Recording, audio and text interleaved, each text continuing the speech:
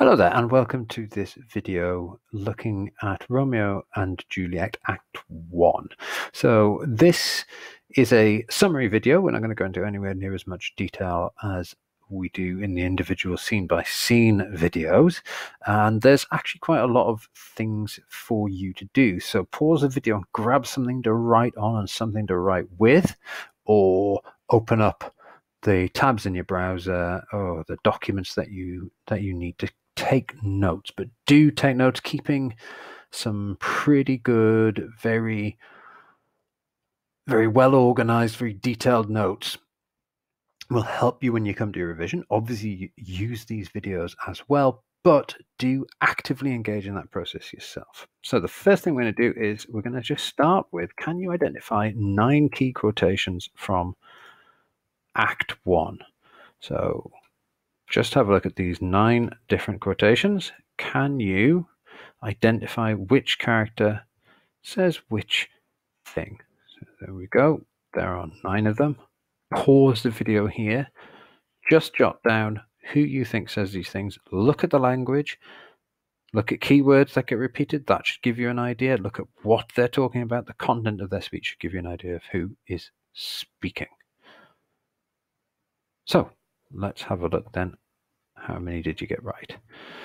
Benvolio and Tybalt and Prince Aeschylus here talking in the during and then in the aftermath of the brawl. The peacekeeper, the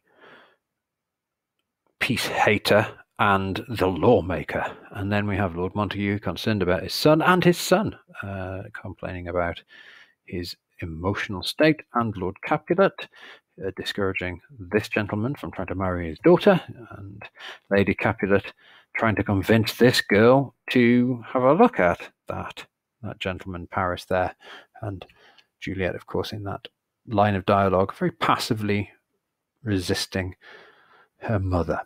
So there you go. How well did you do? The exam is unlikely to be a memory test, but it is really useful if you're aware of particularly patterns of language with characters, things that you can spot. So Tybalt's language has some very distinctive features. Benvolio's, Romeo's, these characters have very distinctive features in the language that can be analyzed, and they are windows into the characters and their behavior.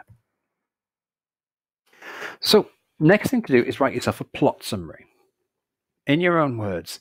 And I think a really good way of doing this is writing a plot summary in descending content order. So you might start with a 100-word summary and then take it down to 50 and then to 25 and then to 10. And the reason why is this forces you to think and to make selections about what are the important bits of information that you would include in a summary.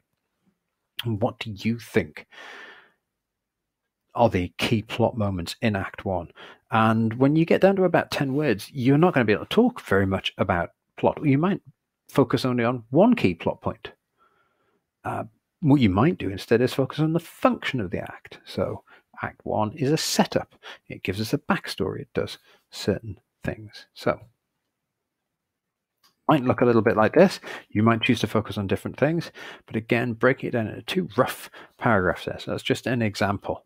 One key thing to note about Act 1, of course, is that it starts by telling us the story of the whole play. And I talk about this in the video about the prologue itself, but it's really important to note that, like all Act 1s with Shakespeare, they are establishing a situation and setting up the major plot points for later on in the play. But specifically, Romeo and Juliet establishes the key plot point of the ending for 2 reasons, really. Number one, that people knew the story, that you couldn't keep this as a surprise because it's based on a pre-existing novel and a story that's actually been told time and time, well, an epic poem, sorry, rather than a novel, but a story that's been told in different formats throughout much of the history of Western Europe and probably beyond. 2 people who weren't meant to be together, who tried to get together, and it doesn't work. I mean, the story is universal. It's one of the things Shakespeare is very good at, picking universal themes and picking universal stories to tell. So we start by learning the ending of this. And it's not just because people knew it, it's also it performs another function. We're no longer waiting for the plot twist because we know how it will end. We are inching steadily towards this inevitable tragedy at the same time that we have this emotional connection to the characters, and we want to know, how did they end up in this terrible situation? How does this dreadful thing happen to them?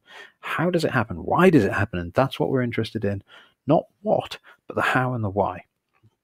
And that's what Shakespeare is doing here. And he's establishing the conditions that bring this about, or many of the conditions that bring this about, in Act 1. So when we look at Act 1, Scene 5, which is really the ultimate kind of crux point here, where Romeo and Juliet meet, but also Tybalt recognizes Romeo at the party. And those two things are kind of the key consequences that lead to the ending of the play.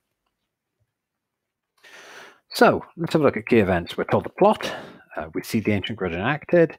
We meet most of the main characters. We're only really missing one central character by the end of this act. We meet that character in Act 2, Scene 3.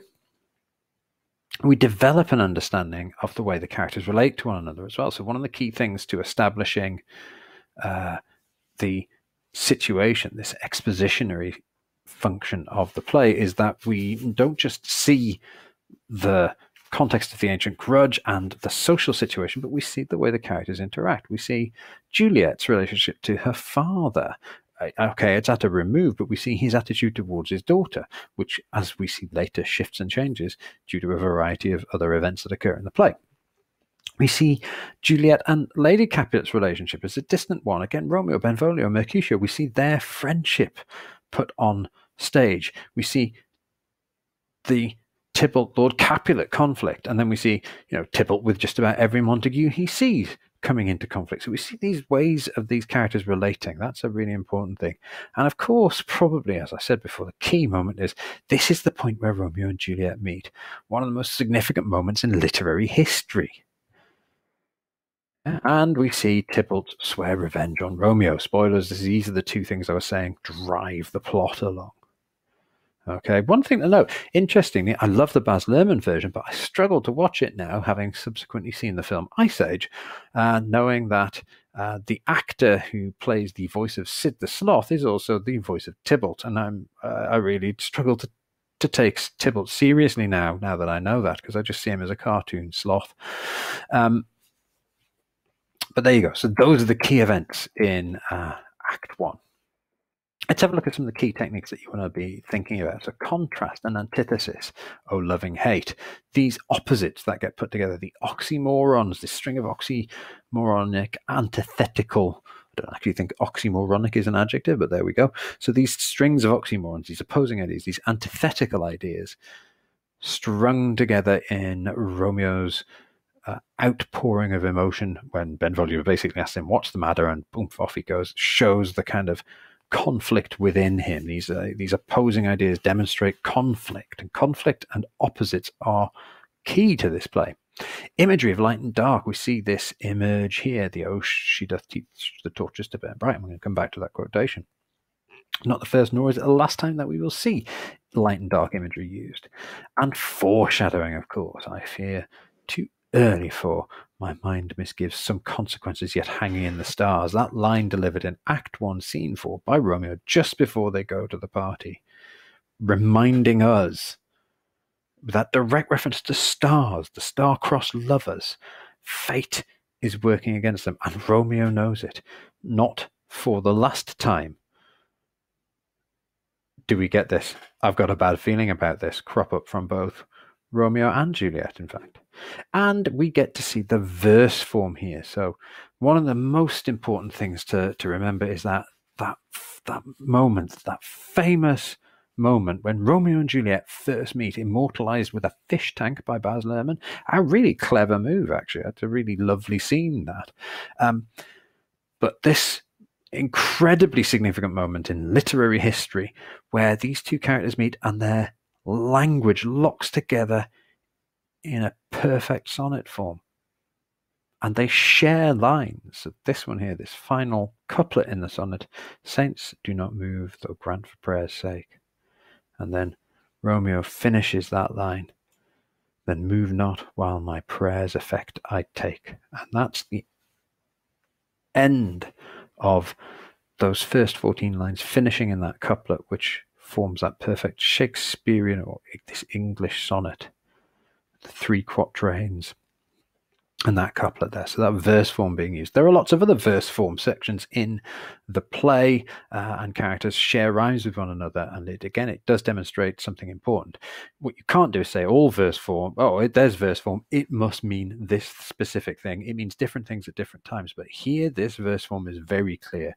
The use of sonnet form when these two characters meet is clearly signaling that actually they are in love.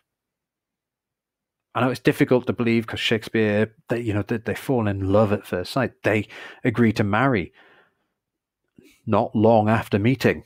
We'll go into that when we look at Act 2. But that's how things go. They are not together very long before they decide they're in love with one another. But I don't think this is, I don't think this is the obsessional love that you see Romeo demonstrating for Rosaline. You see Shakespeare signaling this to his audience in a very significant way. And I think that is important. We have to, because if we don't believe it, then the story really is, it's about two children behaving in a very silly way and ending up dead as a result. And that lacks that drama and that emotional impetus. Okay, we empathize with the idea that these two kids are the kind of victims of circumstance of the context of their families fighting, but it has its emotional depth from the fact that we have to believe there is a connection between these two. There is a deep romantic bond, and Shakespeare signals it by them speak to each other in the form of a love poem. And I think it's pretty difficult to deny that we're meant to believe that they are in love, even if, the cynics amongst us go, poof, they only met 5 minutes ago. So let's have a look then at getting you doing something active. Let's look at doing a language analysis task, a quotation explosion. So you're going to have a look at this quotation here. Oh, she doth teach the torches to burn bright. It's one of the lines that Romeo delivers when he first sees Juliet. So again, it's a significant section. So what I want you to do is just pause and do a quotation explosion. The key to success, particularly when dealing with the textual analysis elements of an exam, is being able to write in depth about a small portion of the text. And this is what we're going to do. So you're going to have a look at 6 elements around this one quotation. What's the author's intention? What are they writing about? What's he trying to show us here? Pick out something from the words, a word, and tell us its connotations. Have a look at how the sentence is structured. Can we say something about that? How does it develop either the plot, the character, or a theme? What literary techniques are in there beyond the word choices? And how does it link to elsewhere in the text? So have a go at doing that. Grab a piece of paper, put the quotation in the middle, and explore those ideas around the outside. And then I'll quickly take you through what I thought.